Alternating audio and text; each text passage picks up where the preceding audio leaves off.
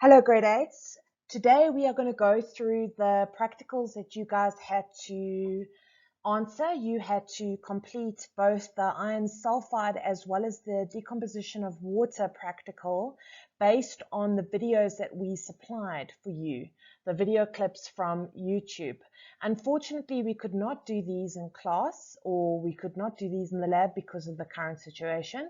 So we had to find videos online that mimic what we would do in the lab. So the first thing I want you to do is have a look at the top of the page and make sure that you fill in that top sentence, which summarizes the fact that the properties of elements and compounds are going to be different because of that chemical change that has happened. Unlike a physical change where that requires energy, but it's not a lot of energy, it's just the change in how the substance looks. Here there's an actual chemical change and a new substance is either formed or that substance is breaking down. So the properties of compounds are not going to be the same as the properties of the elements. After that, you were supposed to look at the videos for the iron sulfur and iron sulfide. And on this particular slide, you'll see that there are three components. You've got your iron, which is gray, your sulfur, which is yellow, and then you have your iron sulfide, which is like a coal material, looks like coal. And the video should have shown a test tube of sulfur and iron that is heated over a Bunsen burner, and that forms the iron sulfide. In the next slide, we will go through the table that you had to complete, and I want you to check all your answers and make sure that you are understanding this portion of the module. So let's have a look at that table that you guys needed to fill in. You needed to look at the two elements, iron and sulfur, and then you needed to look at iron sulfide, and you need to see exactly what is happening here. How are the two elements combining and forming a new substance? I just want you to put a little asterisk above your table, and you'll see Mr. Ginsberg's written it there, and say that sulfur is more dense than water, so it should sink. But because of the water surface tension, okay, that does not wet the sulfur, so it floats. Just write that in. The sulfur should actually, in theory, it should sink, but it floats because the water surface tension does not wet the sulfur. Okay, so just write that in for me. Next, I want you to check your answers. I want you to have a look at the color, the metal, the state, whether it's magnetic, whether it sinks and floats in water, and then your particle diagram. So the first one's easy. Iron is gray, sulfur is yellow, and your compound should be black. Iron is a metal, sulfur is a non-metal, so those abbreviations, M is for metal, NM is for non-metal, and then your compound is going to be a non-metal.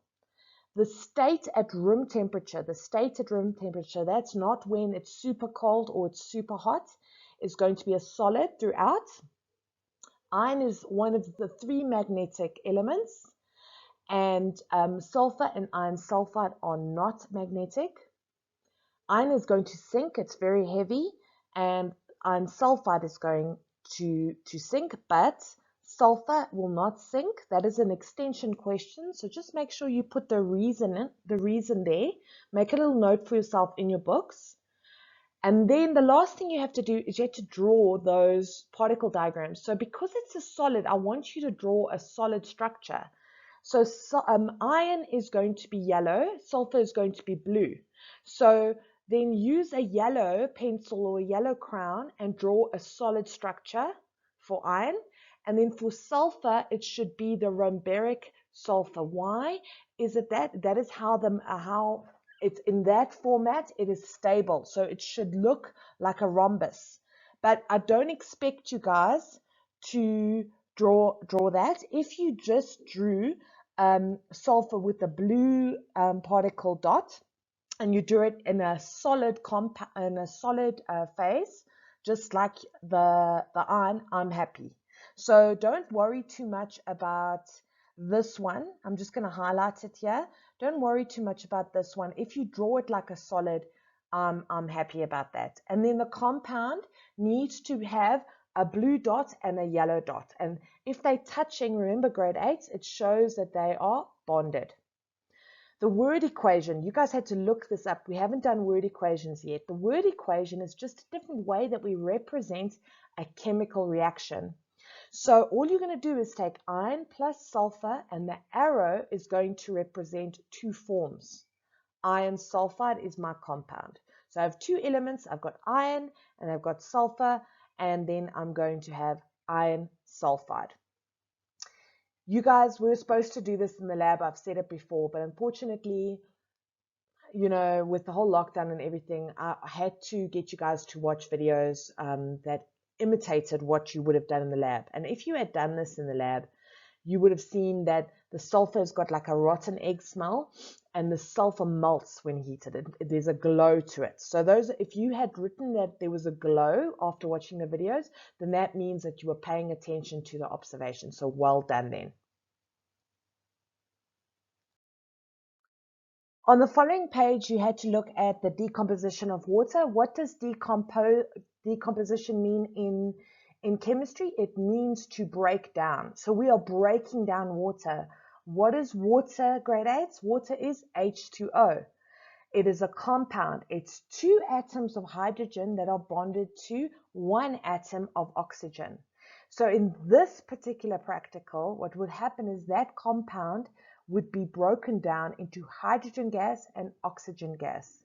And we use electricity to do this. So when we want to break down a substance, we would use heat or electricity or even light. So after watching the video, hopefully you guys picked up a few things and you were able to answer that little table. I want you to look at this diagram again, and I'm gonna speak about what's going on here, so that you maybe will get a little bit of extra information, and you can add this to the page. So the battery is where the source of the electricity is coming from, okay? That's the source of the electricity. Then you have two electrodes. So electrodes is a type of metal that is going to conduct electricity. Those electrons, you've got a negative terminal and you've got a positive terminal. The positive terminal is called the anode. The negative terminal is called the cathode. Now these electrodes have been placed in a salt solution, okay? It's called an electrolyte. It is a salt solution. Why is it a salt solution? Because in majority of situations, distilled water, which is lab grade water, has not got ions in it, and ions are the things that conduct electricity. So when we put salt in water, it aids the conductivity of water, the electrical conductivity. And what we're doing here is we're using electrolysis. So what is the electrolysis? It is the breakdown of a substance using electricity. Okay, lysis meaning breakdown, electro meaning electricity. So when we put this water in there with its soluble salt, and we put this the electricity on, we flip the switch, what you're going to find is there's going to be bubbling, and that bubbling is oxygen bubbles and hydrogen bubbles. Now, why are the hydrogen bubbles going to the negative cathode, and the oxygen bubbles are going to the positive anode? Why is this happening? It's because the hydrogen is positively charged and the oxygen is negatively charged. And what do we know about electricity or electrostatics? Opposites are going to attract and like charges are going to repel. So in this situation, the hydrogen bubbles are going to be attracted to the negative cathode, and the oxygen is going to be attracted to the positive anode. And eventually those bubbles are going to rise up, and then you're going to have what we call the displacement of water, and the gas is going to be released. Now, when you look at this picture, you'll see the hydrogen gas is a lot bigger. There's a lot more hydrogen than oxygen. Why is that? I want you to think about your compound. Your compound is 2 atoms of hydrogen for every atom of oxygen. Therefore, you're going to have twice the amount of hydrogen gas than oxygen gas when you decompose water. So I hope that's added a little bit extra to this for you, and it's really helped. And in the next slide, we're going to look at the answers in that table. So what you see in front of you now is the picture of the table that is completed from this experiment that you just looked at with the decomposition of water. And you guys needed to fill in what you could. So the first thing we're going to look at is the color. So it's all colorless. These are all colorless gases, okay? Hydrogen and oxygen is colorless, and water is colorless. You're going to answer whether it's a metal or non-metal. So you've got non-metals only in this equation. Because hydrogen, even though it is in the group 1 metals, guys, I said this before in the previous lesson, even though it's in the first group metals, it is a non-metal. It is a non-metal. Oxygen is a non-metal, and the compound is a non-metal compound. What state is it at room temperature? So hydrogen and oxygen are gases, and water is a liquid. Then they asked you in this particular practice, they asked you for the reaction to the flame test. You should have done this in grade 7. You should know this. And if you didn't fill this in, it's okay. It's not the end of the world. I want you to fill it in now. What is the test for hydrogen? If I have a test tube of hydrogen, what am I going to do? I'm going to use a glowing wooden splint, and I'm going to put it in a test tube of hydrogen. And if I hear a squeaky sound, then that means, that confirms that that is hydrogen. For oxygen, what am I going to do?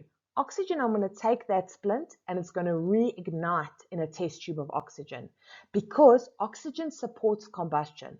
Oxygen supports fire. That is why when you are at a braai or when your dad makes a fire, what is he going to do? He's going to direct the air or direct the oxygen towards the fire, because it helps the fire burn more. It helps fire catch light to the fuel that it needs to grow bigger. Then there's no flame test for water. Then in the next row, you needed to draw a particle diagram for hydrogen and oxygen. And I think I said this before in the previous lesson, hydrogen is going to be, because it's H2O, okay? So it's 2 parts hydrogen for every 1 part of oxygen. You're going to draw both gases as diatomic. So these gases, these here, let me just grab my highlighter. These here are going to be diatomic. So because they're diatomic, that means 2 atoms existing as a molecule. You're going to draw them touching. The one is going to be completely colored in, and the other one is going to be clear. Then when you draw the compound, it needs to be the Mickey Mouse face. When we include observations, which I'm guessing majority of you did not fill in, and that's fine, stress less. You guys would have seen that hydrogen is less dense than air, so there is more volume than H2, okay? So it's less dense than air, which has more volume. And then oxygen is less dense than air, but there's less volume than hydrogen. Okay, so just have a look at that, write that in for me, and we will carry on to the next section, which is the consolidation exercises you guys had to do for homework or in-class activities. So on page 13, you guys needed to fill this in, and this should have been super easy for you because it's got to do with phases of matter. You had to draw arrows with the arrangement of particles, and you had to look at the physical state of methane. Methane is CH4, and it can be a gas, a liquid, or a solid. In the diagram below, arrows P, Q, R, and S represent the changes of state. The changes of state. So just highlight that for yourself. The boxes on the right show the arrangement of particles of methane in their 3 different physical states. Each circle represents a particle of methane. Each circle represents a particle. So what are we seeing before you do anything else? What are you seeing? The first box is showing these particles are quite close together, but there are some spaces. The second box, these particles are super close together and there's hardly any spaces. And then the last box, the particles are spread out and there's a lot of space in between. There's a lot of volume in between. The first thing what you can do is, when you get a question like this, grade 8, is identify things first before you even look at the question, because it's going to help you later on when you have to answer some application question or extension question, and you've already made little notes on your diagram or on your schematic. So make little notes for yourself.